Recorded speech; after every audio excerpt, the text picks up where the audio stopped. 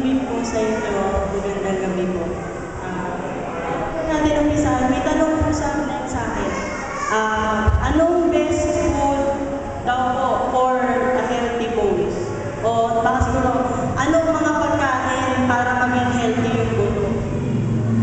Siyempre, lahat naman po, basta ang buto po kasi natin kailangan may calcium. Mas mataas po sana ang intake ng vitamin C, lalo na po sa kababaihan. Bakit po? Kasi ang babae, nagkakaroon po tayo ng, lalo po sa babae, lalo po pag dumating sa age na puberty, sana po mas mataas, o dapat po talaga mas mataas yung vitamin C. Bakit?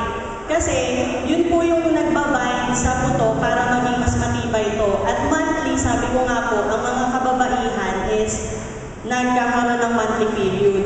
Yung dugo na nawawala sa atin, galing din po yun sa loob ng buto, sa marrow natin. Kasi ang blood natin o ang blood cells is nagpo-produce sa marrow, which is nasa loob po ng buto. So kaya po, di ba po, ang kababaihan is by the age of 45 is nag-stop na yung menstruation, so menopause. So nag-stop na rin po yung hormones na mag-produce ng marrow sa buto. So kaya po nagiging brittle na yung buto natin. So kapag hindi po totoo yung mga kasabihan ng matatanda dati na kapag may monthly period, bawal kumain ng maasim. Dapat nga po, mas mataas yung intake ng vitamin C. Kahit naman po sino o kahit anong edad, kailangan po mas mataas yung intake ng vitamin C. Lalo na yung mga pagkain na meron na mataas ang level ng calcium. Alam naman po natin, di ba po, yung mga dairy products. Pero sabi nga, ang masyadong sobra ay masama. So, in moderation. Next question po is, sa arthritis, ano ba ang bawal na ako? Marami po. Parang ayaw nila po, parang sabihin nyo na lang na ano pang dapat kong kainin. Kung tutusin nga po, bawal daw po yung green leafy vegetables ba? Yung kagaya ng pechay, broccoli, mga lahing repolyo, mga lahing matutubig.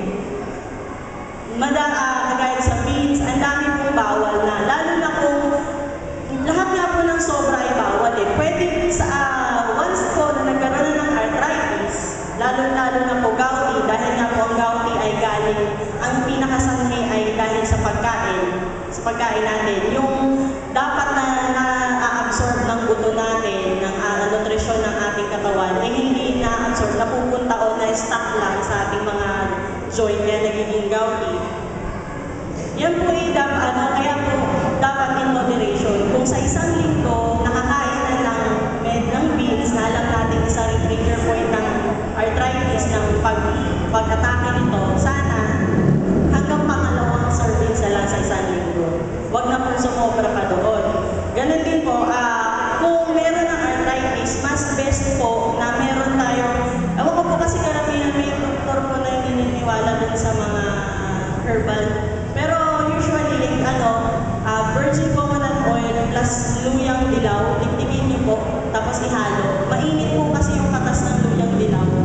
Mas maganda siya kaysa sa ointment. Bakit? Kasi yung ointment nakaka-dry ng balat. Ang virgin coconut oil, mas healthy siya sa skin natin kasi rich in vitamin E.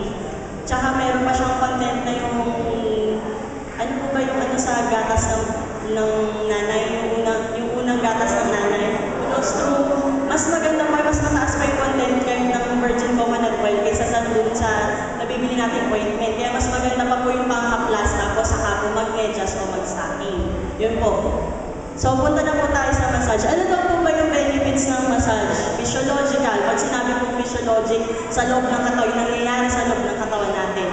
At ang pinakamalaking organ o sabi nga nila, largest and biggest organ sa katawan ay ang skin. So sa simpleng touch, syempre di ba ang bata nga umiiyak ang baby, kinarga ni nanay, tumatahan. May kapatid tayo o may kaibigan na masama ang loob, nagmumukmok, tinapik mo lang, kinamusta mo, gumagana ang pakiramdam. How much more pagka nag-massage, di ba? Ano po daw po yung physiologic? Kinuha ko lang po yun sa circulatory, digestive, tsaka muscular.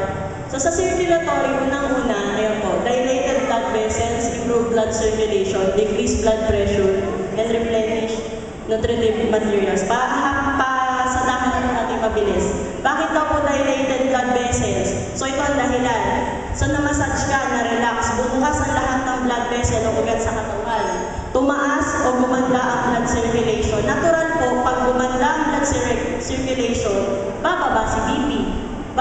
May tendency po talagang bababa si BP at kapag maganda ang sirkulasyon, yung mga nutrients na nakastock sa mga na dapat ay nadidistribute sa bawat parte ng